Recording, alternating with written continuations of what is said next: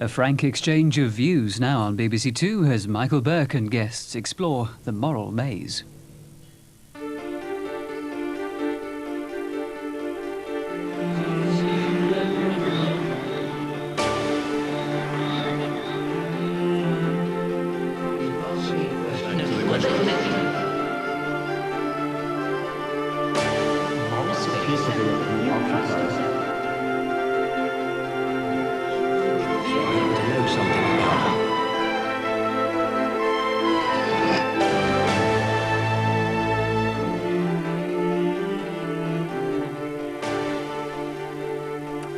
Good evening. According to the Prime Minister, no less, we're living in a yob culture. It must have been a very simple and effective politics to declare war on all the granny muggers, the lager guzzlers, the car vandalisers. But it's not turned out that way. It's not that we don't all recognise that there's a problem, it's just that we can't agree who or what's to blame for creating yobs, what we should do about them, or even who the real yobs are. That's our moral maze tonight. The programme Today's Independent described as the highest form of the new yobbery. Presumably a reference to our panel, Janet Daly of The Times, David Cook of Green College, Oxford, Edward Pearce of The Guardian and Dr David Starkey of the LSE. Janet, do you see yourself as an upmarket yob? No, can't say that. Certainly not upmarket. Certainly not upmarket. But Seriously, if youth, particularly male youth, is out of control, then it's because as a society, which is to say as parents and teachers and the criminal justice system itself, we've taken a conscious decision not to control it. There's nothing abnormal about destructive or aggressive behaviour in young males. They don't have to be pathological cases to behave antisocially. They just have to be unrestrained and morally untutored. An adult society that condemns all moral instruction as authoritarian is abdicating its responsibility to the immature, and we can see the consequences of that all around us. Very polished paper. David? Well, there's a very simple biblical principle that what people sow, they reap. If I put in carrots, then I don't get turnips. If I smoke 40 cigarettes a day and drink 3 bottles of whiskey a day, inevitably my body will be harmed. In a society which, for example, didn't think grammar or punctuation mattered, we have an illiterate generation. I think we're back really to the nature-nurture debate. When we're talking about yob culture, is it because of human nature or because of social and economic pressures? I think the answer is a both and, not an either or. But what I want to hear from the panellists is how do we control human nature without destroying the individual or destroying society? Edward? Well, the irony is that it was actually a rather bad politics. The Prime Minister had no sooner spoken than the tinkling folk, the likes of us, beat him about the head with our cocktail glasses and said how naff and unsmart it was. Actually, it's absolutely true. There is a hell of a crisis. The question is, what do you do about it? And I am caught betwixt two fires. I want to be against all the people who sort of enjoy the notion of punitive action, flogging and the rest of it, and at the same time be against the people who say it's only children, wrong is a relative word, punishment is wrong, locking people up is wrong. I'm a sort of moderate locker up. That's where I stand. Mildly against both sides, perhaps. Well, mildly as I ever am anything. You know me, a savage moderate. David Starkey. I think the real problem is, has been revealed, none of my fellow panellists know anything about history. Historically, Britain is an extremely violent culture in the Middle Ages and right through to the early 19th century. In other words, the period that we have just bade farewell to, between 1880 and 1960, when there were very high levels of public order, is the exception. All we're doing is going back to what was the norm. The reason that there was an exception was very high levels of employment on the one hand and a whole series of very constricting social forms on the other, like trades unions, like state education, like voluntary organisations, like the whole social pressures of the BBC.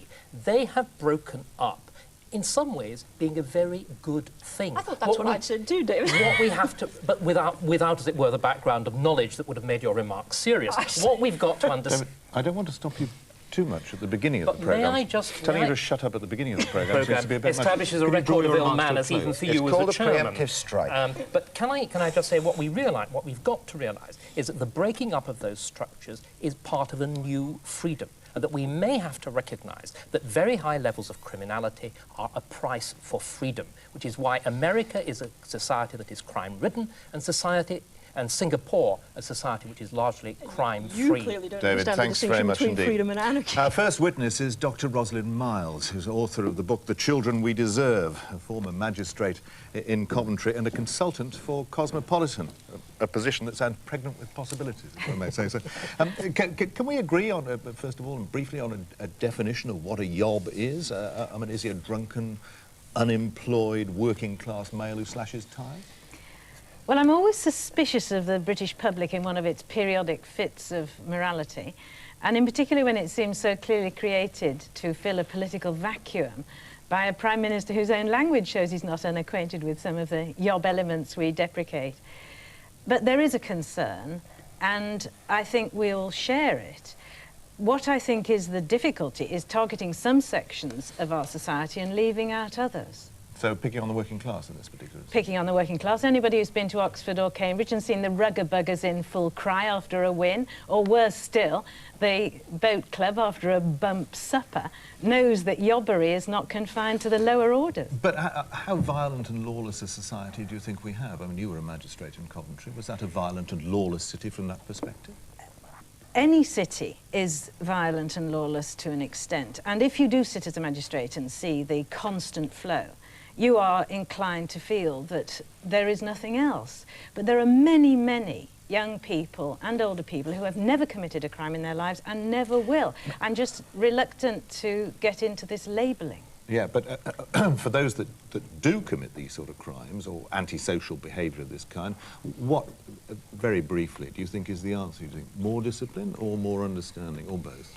More discipline is the old chestnut. I think by the time they've got to that age, it's probably too late. We don't understand how often the young men who are going around bashing old ladies have already been bashed. I think we need to begin at the very beginning. And I also think we should address it as a problem of maleness, because yob is only boy spelt backwards, as we all know. Oh, thanks very much. Janet, your witness. I agree that it's very much a problem of maleness. Would you agree? You would, Janet. That, yes. Would you agree that amoral and even vicious impulses are quite a normal part of young male behaviour and have always been, and that it's our responsibility as parents and as teachers and as civil authorities, whatever, to contain those impulses until children have learnt to control them for themselves? I don't believe that any human being is born intrinsically evil. No, I regard quite this so, but that's not quite what I said. I also do not feel that the way with a child is necessarily to contain it. I believe in education educare. I believe there is goodness there. I believe there should be structures. The capacity for goodness, no one is doubting. The question is there a capacity also for viciousness or sadism There or is that immorality? capacity in all of us, Absolutely. not just in the young male. And certainly I think there are certain social elements which will draw it out more strongly at certain historical periods. We are in a grab-it-and-run society, which is led by some of the leaders and most prominent people of our community. But I won't name names. Can I put it to you that young males are more in need, if anything, of structure, discipline, and a confidence in adult authority, which has been systematically undermined by a great many sort of fashionable psychological and sociological theories of the last 30 years? I do believe that males are the weaker sex and they need a great deal more help than they're getting from us in growing up. Can I just pick you up on one point? You think that there is no intrinsic evil in new human beings? I do not believe a newborn baby is born evil. I think the doctrine of original sin was one of the most pernicious things ever inflicted on a suffering humanity. I also feel very strongly that we have to look at each child as a blank slate. We are in the infancy of our understanding of what the child's genetic inheritance may be, or what the hereditary traits will come out. Surely the essence of the human condition is that we have a capacity for evil and for good. What you seem to be suggesting is that the child is born innocent and is corrupted by repressive social institutions or whatever. What I'm suggesting to you is perhaps the opposite. That is, I those think structures... it's born innocent in the sense of the old sense of ignorant. It knows nothing. It has the capacity for everything. If the And I slate certainly is would blank, accept wouldn't it that. be a good thing if they could learn to write on it? I think they should learn to recite David, Shakespeare. I'm with the people who believe they ought to learn poetry by heart, as we all had to do. Before we get into that, David Cook, My wife's a head teacher. She has parents bringing a 5-year-old saying, we can't control the 5-year-old at home, we hope the school will do that. children can be incredibly evil, incredibly unkind. Surely you recognise that? I do, but the people who've had that child for 5 years must bear some responsibility for what's happened to that child. 5 years is an extraordinary long time in a child's life. And I think that's appalling that people can take that attitude. I sympathise entirely with schools who are asked to do the dirty work that parents are abdicating the responsibility So what are we for. going to do with parents then? Are we going to say to them, you can't have children unless you pass a model test, unless you fulfil our standards of right and wrong? Now, you know that's not the case. Well, I'm asking what we're to do in that situation, because you've condemned the parents. You're saying it's not fair to leave it to the school. All right, I accept that. What are we then going to do with the parents? What are we going to do with the parents of the 5-year-old or the ones who are coming up now? The ones who are coming up now. What are we to do I have with them? advocated very strongly in my book that people should have parenthood classes. Parenting was always taken as an instinctual function. Look what's happened to it. It is not instinctual. It has never been more complex. It has never been more difficult. And parents have never been more unsupported. If we don't support the mothers and expect them to work full-time and run a home, if we don't support the fathers and continue to deny them parental leave even to get to know their children, if we don't put any money into education, what can we expect? Right, David Starkey? Indeed, but what can we expect from something else that you said? I always regard myself as a kind of crossbencher in the sex war that we've been talking about. But this attack on maleness, this attack on maleness is rather interesting. What are you recommending? Not so much sterilisation or castration? Dr. Starkey, it's interesting you hear it as an attack. I meant it as a compliment. I'm suggesting that the gentlemen of the weaker sex need a lot more attention and care in general. Your charm is charming. I'm asking you to go a little beyond this ineffable charm and tell us what you're really saying. What is supposed to happen to those male qualities of violence, of occasionally very vigorous physical activity, which is sometimes sport, sometimes work? Are we going to try to eliminate them, as was done with the new man, or are we going to try, I think, much more fruitfully to redirect them? What are you recommending? I don't believe that maleness and violence are inherently connected. I believe masculinity is predicated on violence, but I believe masculinity is a learned skill. And we have to kick our little boys around horribly to make them into the macho, vile things that they turn into. So you think naturally all men will be like me, sort of charming crossbenchers in the sex war, do you? So are you recommending a kind of national course for homosexuality? No, I'm being really serious. I do not understand what you're saying. Given half a chance, most men don't want to do all that macho rubbish as so appropriately defined by Norman Mailer. Edward, Rosalind, in the definition of... Can I finish? Sure. The definition very of... shallow. Very, very shallow. If you can't do any better than insults, then you might as well at least listen I'm to being me. a man, yes. I am about to... still trying to finish my point, which is masculinity and maleness as defined by Norman Mailer consists of fighting, fornicating and making a lot of money. And those two things are still the formula that a lot of our young males are brought up to believe is the only way to live as a man. They have to teach boys to be violent in schools, that's why they make them do all this As you know as well as I stuff. do, Rosalind, in Shakespeare, betwixt 17 and 23, there's naught to do save getting maids, wenches with child and wronging the ancientry. That's was so. Just the boys. But we're talking about boys. Can I just... Janet, can you let Edward finish his question? Yes, what I'm trying to drive at is this. Earlier on, you use words like goodness and structures, which make me go for the hills, because it's like eating jelly with a fork. It is a fact, however much we hate it, that we used to have a lot of extremely harsh, sharp-edged authority, and we used to have a great deal less youth crime. I don't like the harsh authority, but it would have appeared to have worked. Now, if this is so... Worked, Edward, how worked? What's your definition of worked? Crime figures. Crime figures. Very low crime figures. Do you accept the crime figures uncritically as they're offered to us? They could be out by 100% and they would still be vastly lower in 1890 than they are today. I really feel that that is a most unsubtle and unhelpful measure, and that doesn't mean that I don't share everyone's concern about crime. But when you think of, first of all, the number of elements which have come into this, computerization of figures, different structures of reporting. I'm not saying that the amount of violence has not. Oh, yes, but isn't it the generally received view among criminologists that life was particularly ferocious, late 18th, early 19th century, and that then authority began to get a grip on things about 1850? But that was also a point at which London had the biggest criminal underclass that city has ever known, at the time when not only was punishment at its most inhumane, but prisons had invented things like instruments of torture, such as treadmills and so on. I really cannot accept this crude connection between pain and...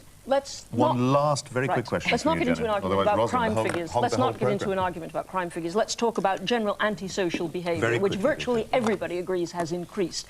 Yes. The aggressive behaviour. Yes. Now, haven't the structures that used to contain and teach boys to control their aggressive impulses been dismantled over the last 30 years?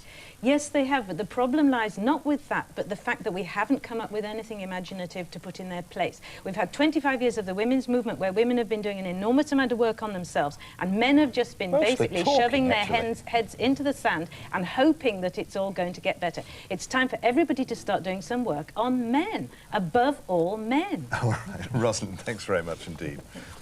Our next witness is Professor David Smith, who has the chair of criminology at Edinburgh University.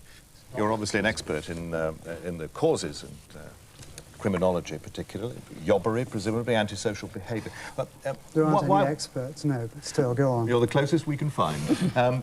Why is it such a problem? Do you think there's some sort of moral degeneracy in society, or is this due to some external factors like unemployment or poverty or something of that nature? You're not going to get a simple, straightforward answer from an academic to a question like that, are you, in his own field? But can I just throw a fact at you?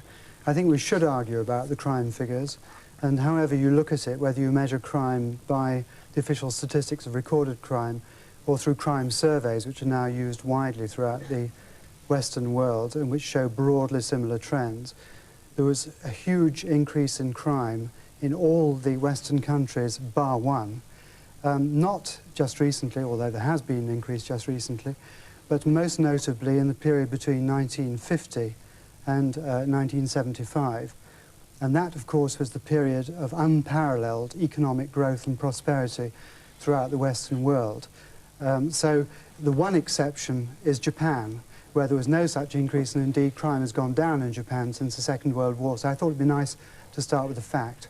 Right, and the other, is there a link, if we're talking about links, is there a link between sort of heavier, more widespread punishment and crime and antisocial behaviour? Is it something that reduces it? There are all sorts of paradoxes about punishment, but undoubtedly there is no simple, straightforward link between the widespread use of serious, severe punishment and the amount of crime. If I go back again to my Japanese example, penalties are rather light in Japan. The prison population in Japan is very low compared with ours, and the crime level is also extremely low. David Cook, yours. Professor Smith, it's quite clear that punishment is confused. Deterrence doesn't seem to work. The idea of trying to reform people doesn't seem to make any difference because people are repeat offenders. So in the end, don't we come down to a view of retribution, an eye for an eye, a tooth for a tooth, some notion of desert? And how do you give people what they deserve? Well, one of the paradoxes about punishment, and you could call it the tragedy of punishment, is that it can't achieve the objectives that people set for it. Of course, punishment does have to be retributive. For one thing, if it's not retributive at all, it means that you can't limit it. Because it's retribution, it means that you can only punish something for somebody for something that he actually has been proven to do in the past, and you can't treat him with regard to things that you think he might do in the future. And that's an advantage of the retributive principle. But the tragedy of it is that people think that when you punish people, you might improve a situation in some way, and in fact you don't. There's a huge amount of evidence to show that the individual person who is punished is not improved, but is further degraded by the fact of having been punished. The only way that you can justify having punishment at all is by the kind of need that people have, society perhaps as a whole has, to feel that something is being done to recognise the wrong that has been done against somebody, and the way that that helps a sense of social cohesion to be brought about. But you certainly can't justify it in terms of bringing about a result in terms of crime reduction. So it's the scales of justice trying to restore the balance where the crime is in one part of the scale and then the punishment is in the other, and that restores the balance in society? Is that the picture?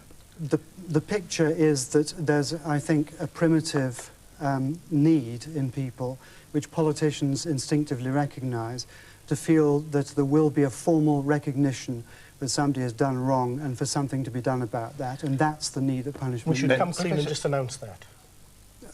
I think people recognise it anyway. Yes, certainly we should come clean. Edward? As factual a question as I can give you, we had, until very recently, a short-lived and extremely soft Criminal Justice Act, which, as far as youth offenders were concerned, which meant that they were brought to court, admonished and sent away and came back and were admonished again. We've now had a shift round to much readier and earlier imprisonment of those young offenders. Was that a sensible move? Not at all. It's not a factual question, of course, well, which you said it would be. It's a matter of judgment and analysis what the answer to it is.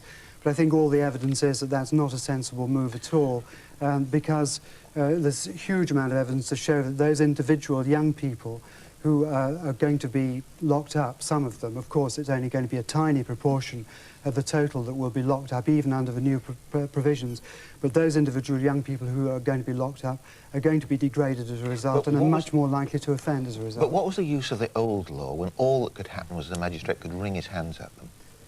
The law, as far as individuals are concerned, is not very much use at all.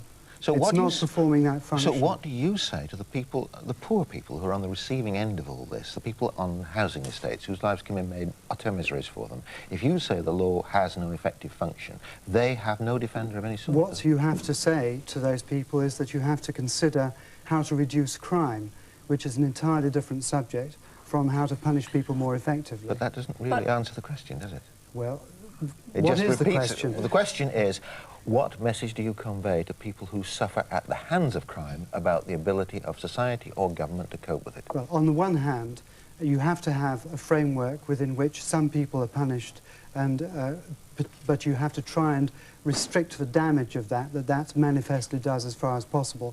On the other hand, you have to have effective crime reduction policies, and those will largely be policies that tend to prevent the opportunities for crime, in my view. Janet, the last question. As you said yourself, punishment doesn't just serve to deter. In fact, it doesn't serve to deter at all, presumably, or very little. What it does do is symbolise society's disapproval of certain kinds of acts, which is a very important function, isn't it? It is extremely important, and it's very important from the point of view of victims and potential victims. I agree with that, yeah. And it's also the case that although people do tend to reoffend when they've been sent to prison, they also tend to reoffend when they're not sent to prison, don't they? People who get community sentences and so on also reoffend. Oh yes, but there's good evidence that those who are sent to prison are more likely to reoffend than if they hadn't been sent to prison. Because they've usually committed more serious crimes to begin with? No, there's good evidence that the same person with the same history and the same personal history and history of offending, if sent to prison, will be more likely to reoffend than if he had not been sent to prison. Professor Smith, thanks very much indeed. Our next witness is Dr. Adrian Rogers, who's director of the Conservative Family Institute. Dr. Rogers, do we actually, I mean, you heard what Professor Smith said. Do you take that view, or do you take the view that we do need to actually crack down in some way on yobs? Of course, most crime is actually a problem of children, and most crime is committed by children, and crime needs to be deterred by tough, unpleasant and speedy punishment. Does that include corporal punishment, in your view? It shouldn't at the moment, but we haven't actually tried punishment for the last 10 years for most of these people. They've actually had caution after warning, after caution, after appearances, and they never actually get to the hard bit of a door being locked in their face in a prison. So most of the figures that we have about success for crime really don't actually apply. So you would like to see more custodial sentencing, at least, and perhaps corporal punishment as a last resort? We need to up the level of punishment until it's effective. Can I ask you the obverse of all this? You presumably think there is too much yobbery. Yobbery is increasing. To what do you ascribe that? It's due to the breakdown of the family. And that's why you can't just punish. You have to actually fix the family. Right. And that's the bigger challenge. So you're, excuse me for sloganising, but you're tough on crime and tough on the causes of crime, eh? I am keen to support the family. That was a cheap point, I'm afraid. Cheap when it was said originally. Sorry, David Starkey, your witness. Right. I take what you said, and in some ways I very much sympathise with it, but let again present you with a fact. The country in the world that imprisons the largest segment of its population is America. America also has what I think secretly, if you told the truth, you would like, the death penalty. And nevertheless, its figures of criminality make even ours look modest. How does the kind of argument that you've been advancing square with those facts? Well, this isn't the States, that's the first thing. And I'm quite prepared to be perfectly open and say, of course, I welcome the death penalty. That is something which underwrites the whole of the value of human life, but that's another story. But in this country, one knows what is needed in this country. There is an unprecedented breakdown of the care, especially of young males, between the ages of 13 and the ages of 20. That's the dangerous age, and that's where we need to concentrate our efforts. Sorry, David, I'll let you go on in a second, but are you saying 13-year-olds ought to be sent to prison or custodial? Or hanged? No, I'm saying 13-year-olds need supervision. And if you take these children and put them before magistrates' court and you say, bring me the mother and bring me the father, there's usually no father. And that's the reason they behave the way they do. Sorry, David, so we're going to ignore any kind of comparison with other countries. We're going to also ignore the expert, the criminologist, Professor Smith, who has just told you that there's very little evidence that punishment actually works. What else are we going to ignore? We're not going to ignore them. You're a conservative, I'm a conservative. I'm a libertarian conservative, you're not a libertarian conservative. Do you see any connection between what our government has been doing over the last 10 or so years and these increased levels of criminality or not? Do you think crime has some social and political causes? Yes, but I don't think we've been dealing with it. So you ignore all the people... David, let her finish. We haven't been punishing children, and we haven't been supporting families. Sorry, I was asking you to get off your hobby horse on punishment. I know it's very attractive and people deeply enjoy it, but I'm asking you to think a little bit more deeply on the questions of the social causes of crime. Do you admit that unemployment is a social cause of crime? Do you admit that changes in our educational system are causes of crime? I don't, and the evidence shows that they're not. No, because in areas where where employment went up, crime also went up. That's been shown by Mr. Murray recently in his book. So, you know... So just one second. That's absolutely true for the 1950s and the 1960s. It is absolutely untrue for the 1890s to the 1920s. So, just one second. What happened in the 1950s and the 1960s and the early 1970s was a breakdown of certain types of social structures. I think you're obsessed with history, to be honest. We've got to deal with the problem now in 1990. Can I just... Michael, I really will... No, Michael, I will not have this silly demolition of an idea of history. David. History is the only basis on which any human being can think rationally about the present. If you do not know about the past, you cannot think about the present, and you cannot handle the future. All right, David, and that's cheap fine. remarks like yours and foolish remarks like his are simply not acceptable. Thank you very much. Can I try a new angle? Can I just get to one point that I don't quite understand? If you're not ascribing a rise in criminality of this kind to social causes, unemployment, poverty, and so on, are you merely ascribing it to the fact that we no longer punish particularly young people in the way you would like? Is that the only reason? Neither am I saying that unemployment doesn't play any role. I'm saying it may a relatively small role. The main cause of crime is the breakdown of family life, the supervision, but why is family life broken down? The care and the control Can I of come in, children. please? Does unemployment have nothing to do with the breakdown of family life? David, my dear, listen, you quoted Charles Murray a moment ago. Charles Murray believes that unmarried mothers should be starved back into matrimony. Oh, he doesn't at all. I'm sorry, by not being paid benefits. And do you think that this particularly draconian view is right? No, but I do think, I think he's keen to support, and so would I be, to support marriage. You have to say, hey, how are you going to fix the family? Well, the least you can do as a state, as a government, is to actually encourage people to stay together and raise their children. Yes, but he's quoted in an interview this morning as agreeing with the proposition that was put to him. You would be willing to starve them out, you would be willing to withhold benefits so that they are induced to marry. Of course not, but I would give increased benefits to married couples. That's vital. Yes. The Conservative Party obviously is in favour of the family. I mean, so many government ministers have had so many different ones. Obviously, they're very much in favour. I applaud the desire to go back to family values, but how on earth are we going to do it? What are the actual steps that are going to make the difference? Let's be truthful. I don't think any political party has been in favour of the family. They've accepted it's there and it's gone on doing its function, when in fact it's broken down over the last 15, 20 years. So your party hasn't either, then? It's probably done least to destroy it. Oh, sorry, sorry, I beg your pardon. Hasn't this government in fact reinforced a tax and benefit system which discriminates against families and is in favour of single parents? It in fact, benefits are higher for single parents than for married couples. Yes, I agree. So that's wrong. So this government has in fact contributed to the destabilising of marriage. Because it has listened too much to the liberal intellectuals and yes, the left wing of the country. I agree, which is but wrong. you still have to accept the culpability. And divorce is easier. And divorce is easier. But if you believe that you've got to fix the family, you're certainly not going to ask a socialist or a liberal Democrat. Oh, I agree, but you still have to accept your responsibilities as a Conservative government that has been in power for 15 years. I'm not in power, but if I was, we would fix the family, of course. Dr. Rogers, do you also see any sort of collapse of other things outside politics? We're into politics, we're into history. Do you see a collapse of faith in a morality outside politics? Yes, because families are held together by law, by taxation, and by this underlying Christian or Judeo-Christian religion that fixed our laws, fixed our behaviour. That's been demolished. The Church of England's done its bit to demolish it part of the time. God as a crowd control mechanism?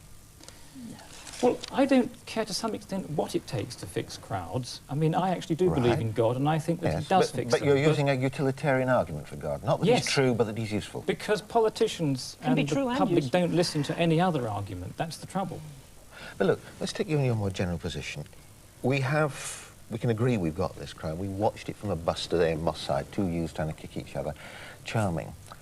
We have had a major shift out of a whole cast of mind that existed in the 30s.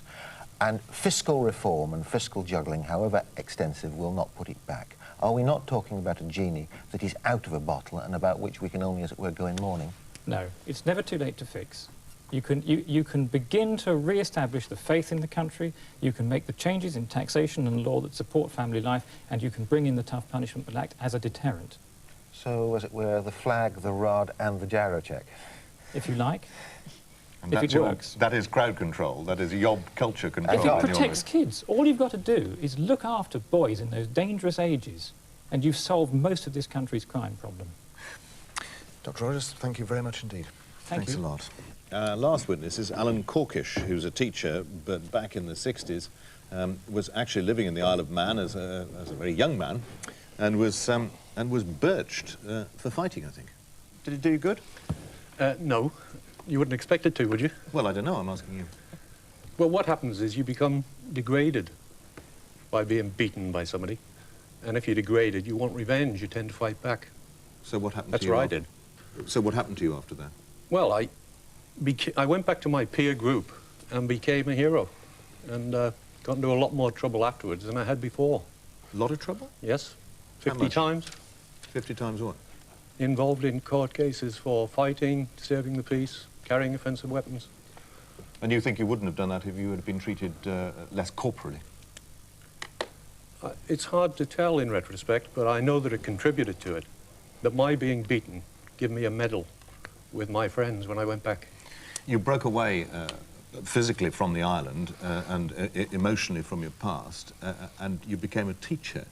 Do you not think from that totally different perspective that the pendulum has gone too far, that there are lots of teachers who are saying, actually, because of the law, because of the pressures of officialdom and authority, we can no longer have the wherewithal to maintain discipline with children the ages Dr. Rogers was talking about, 13, 14, 15?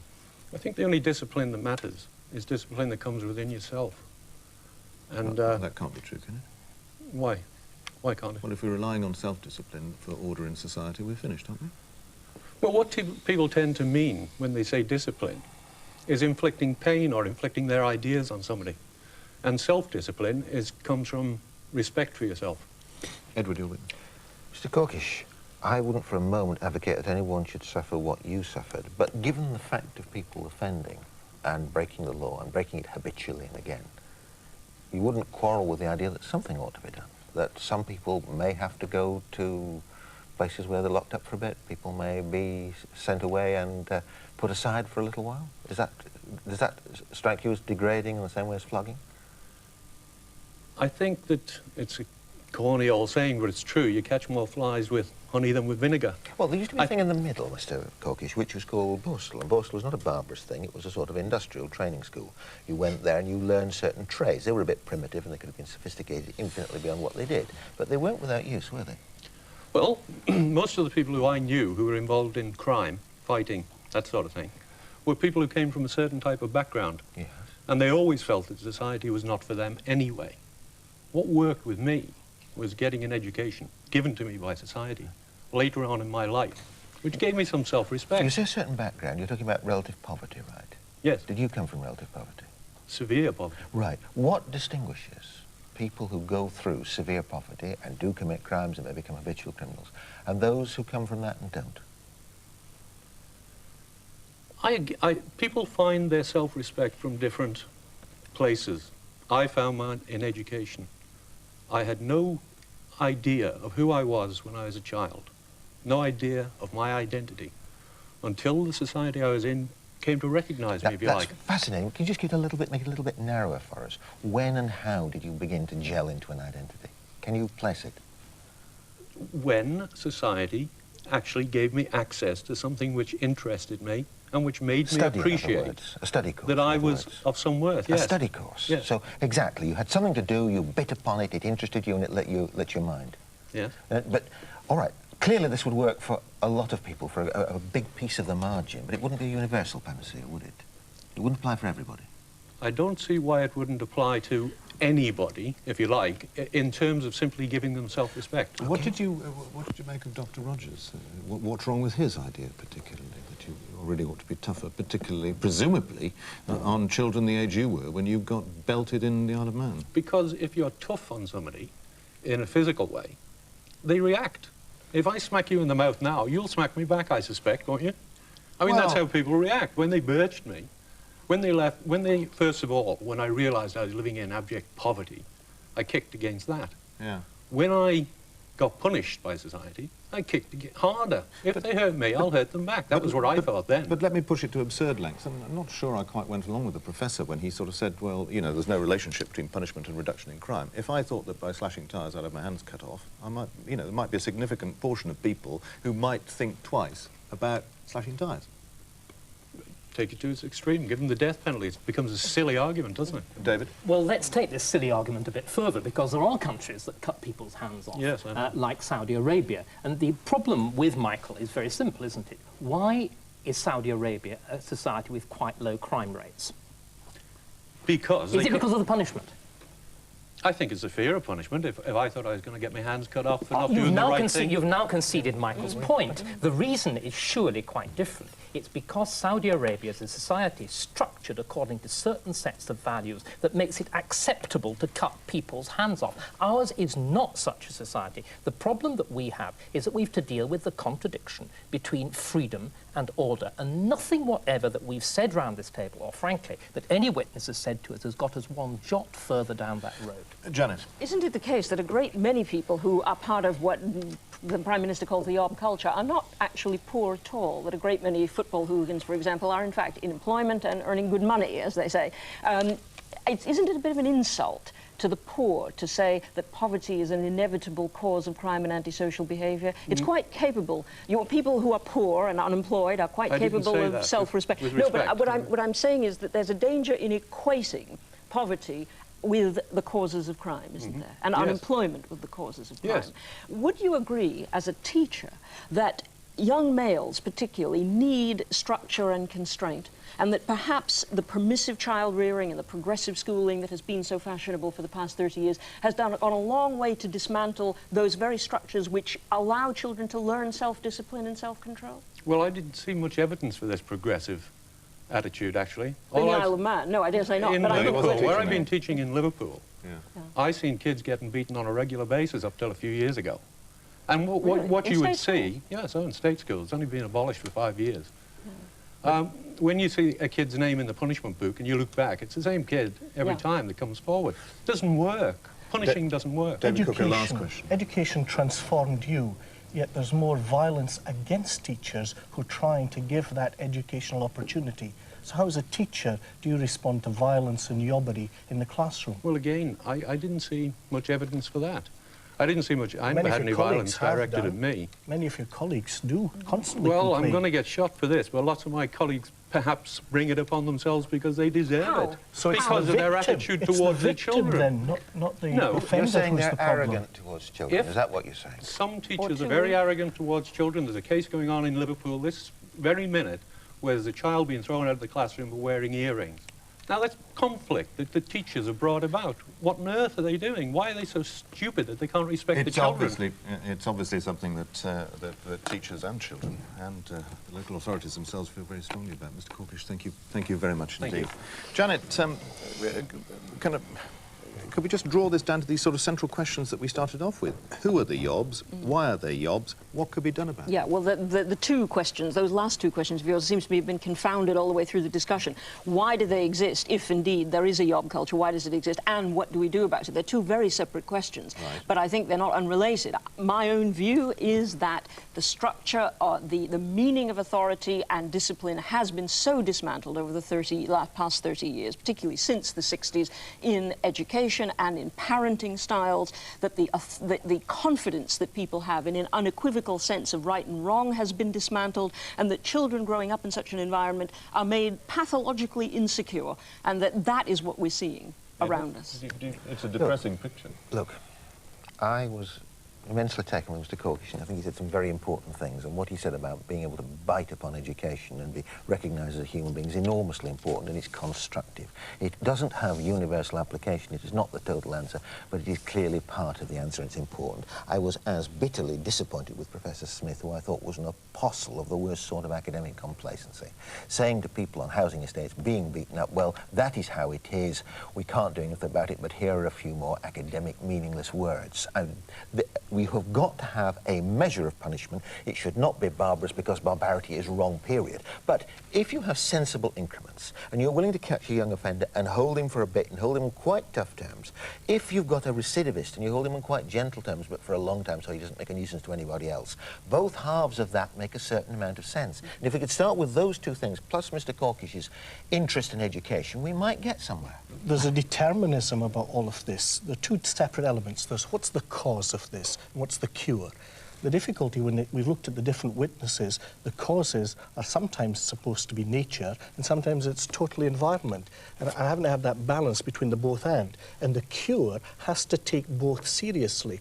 And again, the witnesses I felt were disappointing. I'd like to go with Ed and say, oh, it's fine, let's educate people, but it's not as easy as that. And what are we going to do with the people who don't fit into the educational process? I don't quite mean educate, David. I mean find the thing which bites for them, as education did for him. It might be something else, right, but for it's activity. For people for whom it doesn't bite, it never bites. In the end, I think we have to come back to what Professor Smith had to say. There is an inevitable retributive base which the society Which needs. he rejects. Which has. But No, David, he accepted it. But David, did you also with me think that it might not be the way forward, but to actually say there is no link between punishment and the suppression of crime did not seem to... he might have the statistics to back it up, but it didn't seem reasonable. No, I think he's basically right. In the sort of society in which we are, in a society like Japan or Saudi Arabia, there is such a link, because punishment has meaning. The whole point of being a yob is that punishment has no meaning to you at all. There's no moral framework. No, Edward, just one second. You've talked on. There's no moral meaning through which the punishment can actually purchase upon you. But I fear Professor Smith was not being a foolish academic.